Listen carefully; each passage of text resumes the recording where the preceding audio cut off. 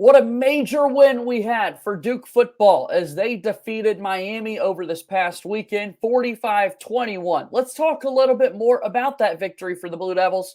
As we do each and every week, our good pal Josh Cox from Duke Football Talks Section 17 podcast is here with us. A lot to discuss. We do that all throughout today's episode of Locked On Blue Devils. You are Locked On Blue Devils, your daily podcast on the Duke Blue Devils, part of the Locked On Podcast Network, your team every day.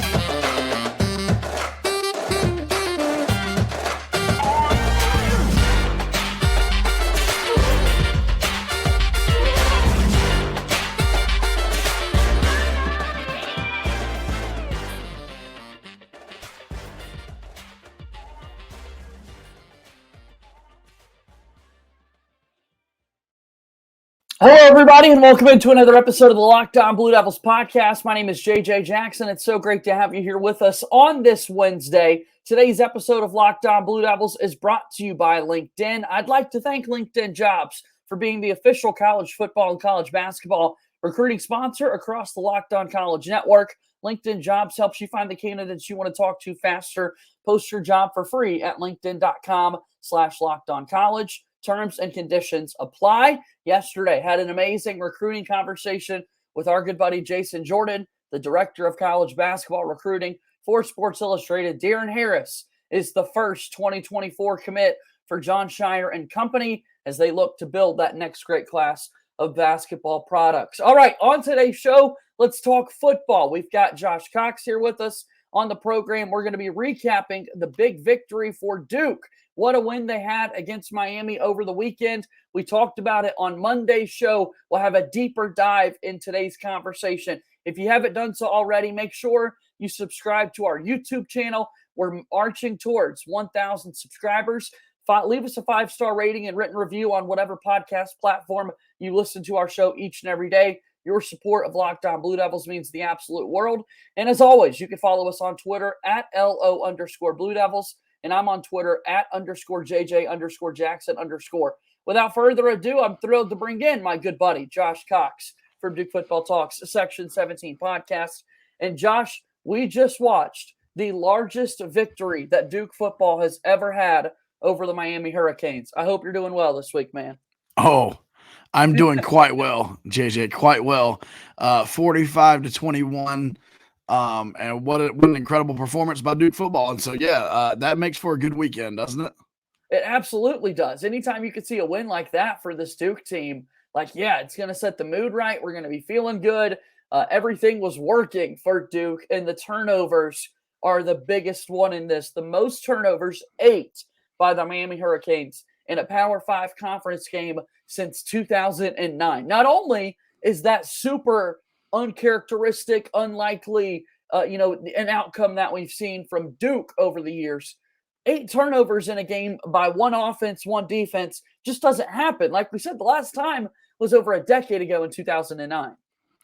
And keep in mind, we were a overturned interception away from having number 9 on 4th down. Darius Joyner grabbed one, and after further review, they reversed the call, which actually turned out to be in Duke's favor because we got better field position because it was on 4th down. You would rather them not catch the interception on the 4th down. You want the ball back at the line of scrimmage. So it worked out in Duke's favor, but we almost had number 9. And so, it was pretty wild. I mean, you have to think about this as well. Heading into the game, this Duke team was a 10-point underdog to Miami. And, I'll be honest, pretty disrespectful in my opinion. You had a Miami team that had a worse win-loss record than Duke did. A Miami team that, if you want to compare recent opponents, you have UNC and Duke and Miami were basically neck and neck. If you look at the UNC as a common opponent there. And so the 10-point dogs was pretty disrespectful. And I believe Duke, kind of took that to heart and came in. And once again, things did not go Duke's way. I mean, Miami started the game hot. And then Duke, this was a major factor, JJ. We can't ignore the fact that Tyler Van Dyke got knocked out of this game in the first half. I mean, at the end of the day, that changes a lot of things. And so, I mean, some breaks went Duke's way. But I'll tell you what, after the last, 2 to 3 weeks of football around Duke, I'll take a couple of breaks heading our way. It's about time to balance those out because we definitely didn't get some breaks, over the last couple of weeks. And so, yeah, ultimately, just a great team win. Like you said, that defense was ridiculous. Really beautiful sight to see for Duke to pick up a win like this against Miami. Again, they forced 8 turnovers, 5 fumbles, 3 interceptions for the squad. 1 interception by Brandon Johnson. Jalen Stinson had 2 of them. And then the fumbles were great for this Duke football team, getting to Jake Garcia, the backup quarterback for Miami. Over the last 2 meetings between Duke and Miami, both games of which were played in Durham, the Hurricanes combined had defeated Duke by a score of 95-10. So not only is Duke this 10-point underdog, so to speak, going into this matchup, but players that are still on the current roster, you're well aware, 95-10 over the last 2 meetings between these 2 programs. Not great whatsoever. It was good to see them kind of get a little get back and punch Miami back in the face. I mean, just all due credit to this coaching staff, from the head coach all the way down. This team was prepared and ready. You could tell when we got knocked back in the third quarter. After going into halftime with a 10-point lead, there we sit 2 minutes into the third quarter, down 4. I mean, that's rough on any team. And we saw us take that next possession and go over 9 minutes and just run the ball down their throat. A couple of fourth down conversions, one to Eli Pankel that really sticks out in my head as very important.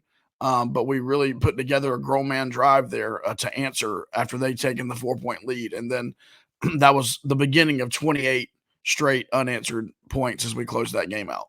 Which is great to see for the Duke football squad. They are now 5-3 on the season, 2-2 in the ACC, 1 win shy of bowl eligibility with 4 games left on the year. A lot to be played for in this final stretch of games for the Duke Blue Devils. A bye week is coming this week as well. We'll talk about that and more here in just a moment on Locked On Blue Devils. Our show, Locked On Blue Devils, is brought to you by our good friends over at LinkedIn. That's right. Hiring the perfect candidate is a necessity. You got to make sure it's a home run hire. You want to be 100% certain that you have access to the best qualified candidates available. That's why you have to check out LinkedIn Jobs. LinkedIn Jobs helps you find the right people for your team faster and for free. Add your job in the purple hashtag hiring frame to your LinkedIn profile to spread the word that you're hiring. Simple tools like screening questions make it easy to focus on candidates with just the right skills and experience so you can quickly prioritize who you would like to interview and hire. It's why small businesses rate LinkedIn Jobs #1 in delivering quality hires versus leading competitors. LinkedIn Jobs helps you find the qualified candidates you want to talk to faster. Post your job for free at linkedin.com/lockedoncollege. That's linkedin.com/lockedoncollege to post your job for free. Terms and conditions apply. As we move forward here on today's episode of Locked On Blue Devils, I'm JJ Jackson, joined as I am every week by my buddy Josh Cox from Duke Football Talks Section 17 podcast. The defense was pretty special on Saturday for Duke. 8 turnovers forced. And I want to bring this up again. You mentioned sort of the field position element in this. The Darius Joyner interception that was overturned. It actually helped Duke out in the field position favor because when you just look at the true numbers, Josh, Miami had 327 yards of offense. Duke only had 336 yards of offense, just 9 more than the Hurricanes. But when you have as many turnovers as this Duke defense did, when you do get a defensive touchdown and the Brandon Johnson pick 6, guess what? The field shortens for you, and you just don't have an opportunity to gain more yards of offense. Speak to that, if you will, Josh. Yeah, I mean, that was that was the story of the entire second excuse me, of the entire second half. It was field position. It was Duke, turning the ball over. It was the Duke getting the ball on their side of the 50. It was incredible. And the Duke rushing attack led by Riley Leonard again this week. Of those 336 yards, 200 of them were on the ground. And so, just a balanced attack there. But you're right, the numbers were not necessarily gaudy. this week, the gaudiest numbers were Riley's touchdown numbers. I mean, 3 on the ground, 1 in the air. And that kid, I mean, if anybody's questioning Riley Leonard anymore, Yeah. You're not watching the games, because that kid is incredible. He is positioning himself as a leader. He's not a captain on this team, but he is a leader. And yeah, you're right. There weren't gaudy, crazy wide receiver numbers this week, nothing like that. But the number that truly counts, that turnover number, and then that final score. And those were both in Duke's favor. Which we love. Riley Leonard, 13 of 25 on the day, 136 yards through the air, 1 touchdown, no interceptions, 14 carries for 61 yards, and 3 more scores on the ground. I mean, yeah, this guy has been so much fun to watch play football this season, and we've got a big stretch coming up with these final 4 games of the year. And the passing numbers sometimes haven't been as gaudy as we saw in the first few weeks for Riley Leonard, but what's important is finding ways to win. And then also, let's not forget that while we do have such an impressive victory, to recap here, Josh, Duke had lost 2 straight games.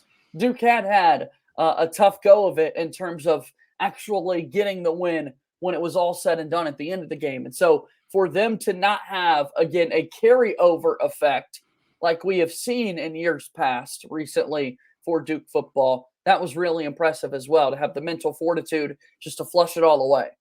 Yeah, I mean, Scott on our Section 17 podcast, he said, you cannot get beat by Georgia Tech and UNC twice. Yeah. Right? They beat you once. You can't let it linger. You can't let those games beat you again. And Duke didn't do that. And I think that's a testimony to this team. We're at the point now where I'm no longer even questioning if this team is going to fight for 4 quarters. And if Duke fans are honest, for the last 2 to 3 seasons, those were valid questions. Would this team continue to fight? This team is going to fight. We were talking to some players. In fact, Thursday we'll release an interview with Dwayne Carter, and Dwayne talks about how, sometimes offenses will want to run up tempo against our defense, and our defense is in such good shape that they'll look at the offensive linemen as they're out of breath and their mouthpiece is falling out of their mouth, and they'll look at them and go, man, you guys can't even run what you want to run against us, so I think this team has got heart. This team is built for 4 quarters, and I think we've seen that. I mean, listen, the Georgia Tech loss, 14 points scored in the 4th quarter to send it to overtime. The UNC loss, Duke played its best football, down 10 in the 4th quarter, came back to take that lead, went up 4, could have gone up 11. Could have scored 21 unanswered. And so I think we know this now about this team, and with them having this bye week to get kind of rested, maybe get some guys that have been banged up a little bit back. I don't see any reason why this is going to change over these last 4 games. You talk about the defense in particular, and 8 turnovers for this Duke squad again against Miami. I want to talk about the play of the secondary, because they've been tested all year long. But like we said, Jalen Stinson, 4 tackles, but the bigger number were the 2 interceptions that he had. And then Brandon Johnson, the huge day that he had, 2 sacks, 9 tackles, and a pick 6, and the greatest touchdown celebration that we've seen against Miami when he basically broke the U over his knee in celebration. Pretty epic stuff all around. But what did you think of the play, the secondary in particular? Yeah, those 2 guys are the obvious guys. I think you add in Chandler Rivers, who had 6 tackles, 2 pass breakups as well. Our secondary, once again, I want to be fair with this. There were a couple of gifts given to us in the secondary by Garcia. But hey, listen, you still got to take the gift. You got to go catch it, and you got to do something with it. And these guys did. And this is really, the secondary is going to get some credit in this game, and they should, deservedly so. We gave out helmet stickers this week. 3 out of our 4 helmet stickers went to members of the secondary. It was Brandon Johnson, Jalen Stinson, and Chandler Rivers. And they should. But Garcia was having pressure on him by that front 7 or front 5, front 6 all day long. And so when he's getting pressure like that, he is going to overthrow. He is going to throw some inaccurate balls. And in the secondary, that's the recipe for success, right? And so, yeah, those guys played well. I love the fact that our secondary is holding its own, because as you and I both know, it was a huge question mark heading into the season we have little room for error and little room for injury in the secondary. We're not deep at all, especially on the corners. We're a little deeper at safety than we are on the corners.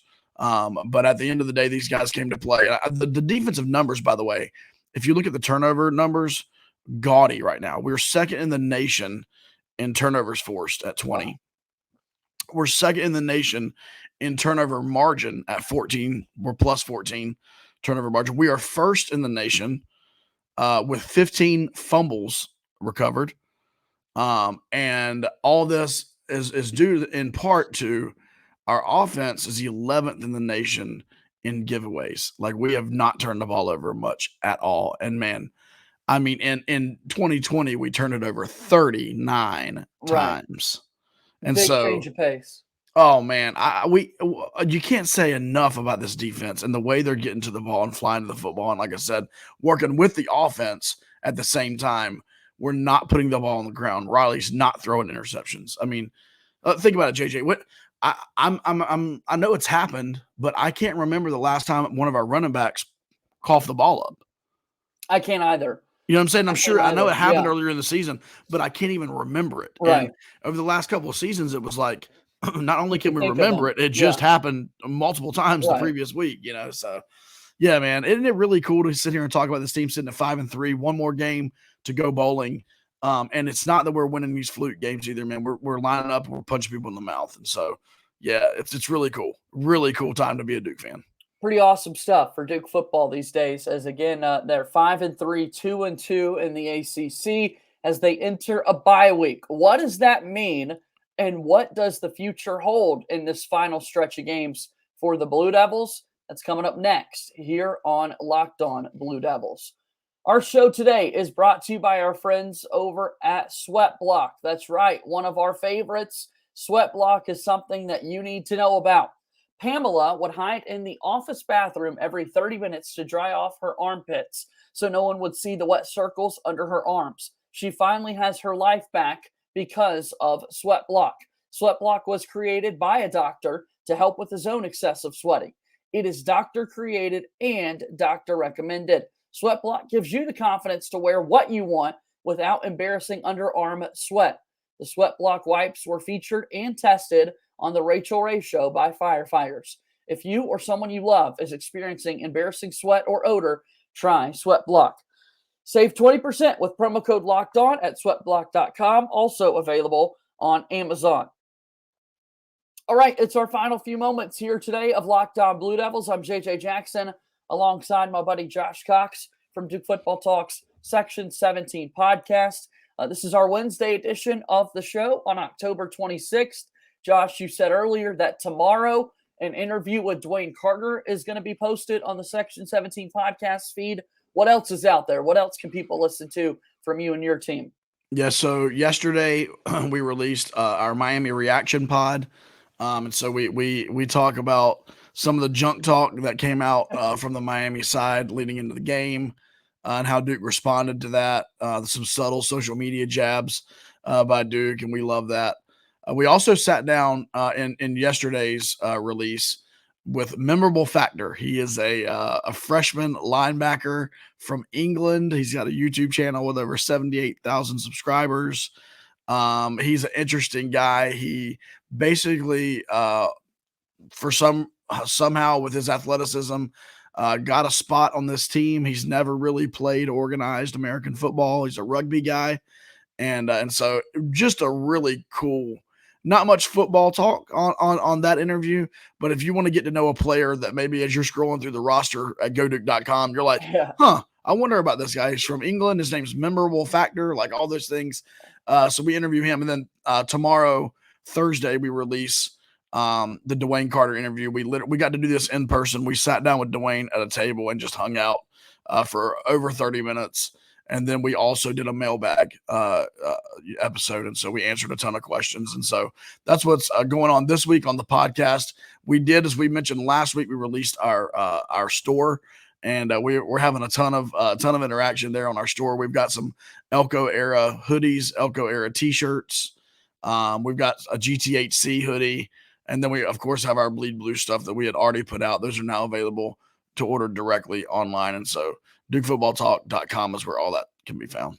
Make sure you check it all out. I'll be sure to do that as well. I got to update my swag now that there's more available there from Section 17. All right, so Duke is 5-3 on the season, a 2-2 mark in the ACC, Josh, and 4 games left after they get out of the bye week this upcoming Saturday, starting next Friday with a game at Boston College, home against Virginia Tech, on the road at Pittsburgh, and then you close it out home against Wake Forest. So again, at the start of the year, the consensus was there's just no way that Duke's going to be able to make it to a bowl game. And here we are now 1 win shy of bowl eligibility for Duke. I mean, how realistic is it, do you think, that Duke can find a win in these last 4 games?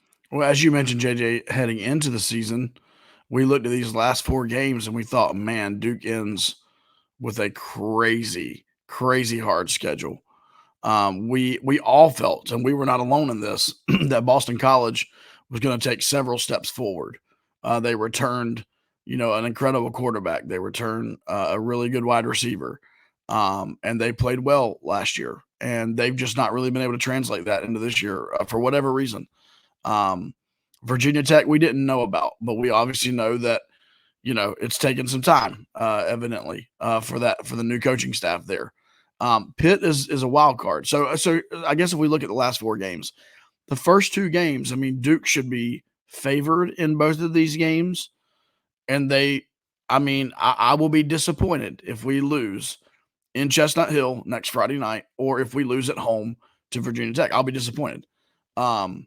The final 2 games, I know Pittsburgh, it depends on which week they play, which team shows up. I mean, they can look like they're a top 25 team one week, and then they can get beat, badly the next week. And so, we know Narduzzi. We've been around that Pitt culture for the last few years. That game is going to be interesting. And then Wake Forest, I mean, right now, what are they, top 10 in the country? I mean, yep. Rightfully so. Drake May's getting a lot of talk at UNC as the quarterback, but Sam Hartman is having a ridiculous season, possibly a better season, seeing that he was out 2 games to start the year. And so he's had 2 fewer games to put together his numbers. But Wake Forest is going to be good. Obviously, I would say that's the game. I'm not going to say a guaranteed loss. I no longer will say that about this Duke team. But that is a game where they will not be favored, and it'll be rightfully so. I mean, Wake Forest has earned that. So I guess in a nutshell, looking at these last 4 games, I'll be disappointed if we come out 1-3, 100% disappointed. I will accept us coming out 2-2, very logically accept it. But as a fan, I'm really hoping to come out 3-1. And at the end of the day, I mean, 3-1 puts us at 8 wins on the season, 8-4. And I picked us to go 4-8 to start the season. And so, at the end of the day, this is all now, if we get that 6th win, it's all now about which bowl, we would play ourselves into. And so I was right there. I was right there in the 4-8 boat with you. I mean, I didn't really see it this year in year 1, but here we are. Awesome things happening for the Duke football program. Yeah. And 1 win shy of actually going to a bowl game, which is pretty special. Bye week this upcoming Saturday. We're gonna win. We're gonna win bye week. So we are gonna win bye week. The players told us though, the only thing about bye week with this coaching staff is that Feely was in there Monday morning like, we're banging and clanging all week. Like, basically, this is going to be a week to get right in the weight room. And so, they are having some time, of relaxation this week, which is obviously the reason why we were able to sit down with Dwayne Carter, like we were able to. They have a little bit of time off, but they're working in that weight room still, which is really cool. And I could tell you this, man, being around the program, talking to these guys, their excitement is real. This team believes. And when you get a team together like that believes in themselves, the sky's the limit. And so once again, just super cool that we're sitting here talking in the end of October about Duke's bowl eligibility and all of that, JJ. Like you would have never convinced me of that heading into the season. And then Josh, here's the other thing with all of this. The other thing to mention when it comes to this upcoming week, this bye week. We know that in the state of North Carolina, we're gearing up for the start of the NCHSAA state playoffs. This weekend, represents an opportunity for many members of that Duke coaching staff to get out on the road and recruit. One of the rare opportunities in season to go out, see live games, and that sort of thing. So I would imagine a good number of coaches will be out on the road recruiting, because the best thing about a 5-3 start for the Duke squad is it's going to make recruiting a lot easier to say we're actually winning those games now this year, and now you've got to go out and get those future Blue Devils. You bring up a great point, JJ, that this bye week really landed at the right spot for Duke, especially in-state recruiting. And so not only are they able to see some playoff games and things like that and see some guys they're interested in, but they walk into that scenario having come off a 45-21 win at Miami. You know what I mean? That's Right. much better than coming Riding in high, yeah. Yeah, that's much better than coming in 4-4. Right. You know, off a Miami loss, going, "Hey guys, believe in us. Like we're gonna turn this thing around." No, you walk in going, "Hey, did you see Brandon Johnson's pick six? Yeah. Did you see the upside down U's? Did you, you know what I mean? Did you see the viral, things that are going around now?" And I think at the end of the day, this is going to be a huge weekend for Duke. And as I've said before, I'm not huge into football recruiting because it just sets me up and lets me down far too often. But I do trust this coaching staff. And if you look at their track record in the transfer portal, man, we did a really good job recruiting that transfer portal. And 27 guys already committed for 2023. I mean, I got nothing but trust in these guys.